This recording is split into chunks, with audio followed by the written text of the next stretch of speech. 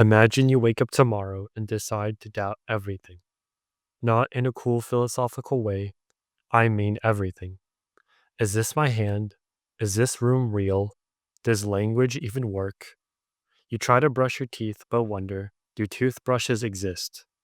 Your day collapses instantly. This is exactly the nightmare Wittgenstein explores in Uncertainty. But instead of proving anything, he says something radical. Some beliefs are so basic that doubting them makes no sense, because they're the very hinges that make doubting possible in the first place. Uncertainty isn't a book Wittgenstein published. It's a stack of notes he wrote near the end of his life, a philosopher wrestling with one last problem. What does it actually mean to know something? Traditional epistemology asks, what evidence justifies your belief? What reasons prove you're right? But Wittgenstein saw a deeper issue. Even the act of asking for reasons depends on beliefs we don't justify. He wasn't building a new theory. He was trying to show the ground beneath all theories, the quiet certainties that hold our entire world together. Wittgenstein introduces the idea of Hinge propositions, beliefs that don't need evidence, not because they're magically infallible, but because they function as the supports of all of our reasoning. Think of a door. The hinge never moves, it lets everything else move. Certainties are like that. We don't prove them, we act through them. Examples? This is a hand. The world existed before I was born. Objects don't blink in and out of existence. They are not conclusions, they're preconditions for conclusions. Wittgenstein says these things aren't things we know in the ordinary sense. We don't check them, we don't doubt them. We simply live inside them. They're woven into our form of life. The shared human practices that make communication, thought, and action possible. Here's the twist. Wittgenstein isn't saying certainty is magic. He's saying doubt is not unlimited. If someone doubts whether they have a hand, that's not skepticism. That's a breakdown of the language game itself. He writes that doubt always functions within a system of certainties.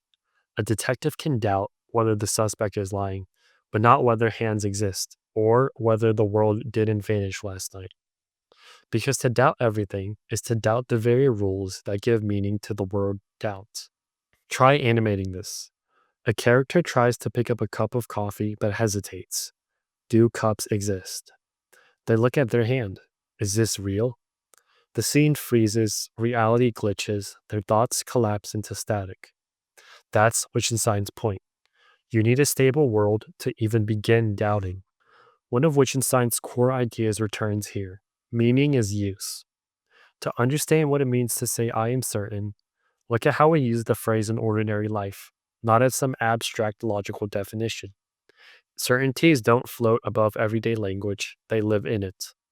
We don't justify them with argument, we justify them with practice. Our picture of the world, the way we learn, talk, move, and trust, shows what our certainties are better than any philosophical definition.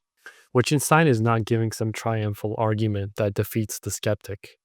He's doing something more subtle. He shows that radical skepticism misunderstands how certainty actually works. The skeptic asks, but how do you prove the external world exists? Wittgenstein replies, you don't prove the hinges. They're what make proving possible. The skeptic tries to challenge the entire framework.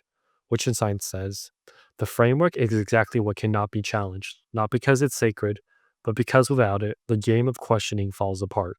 At its heart, uncertainty asks a haunting question. What quiet beliefs make your life possible? Not the beliefs you shout about, but the ones so fundamental you never even notice them. Your trust in memory, your belief that other minds exist, your sense that words refer to stable things. These aren't ideas you prove, they're the invisible threads that hold your world together. And Wittgenstein says, understanding our certainties isn't about defeating skepticism, it's about seeing clearly the ground on which all of our thinking stands. It's what lets inquiry begin.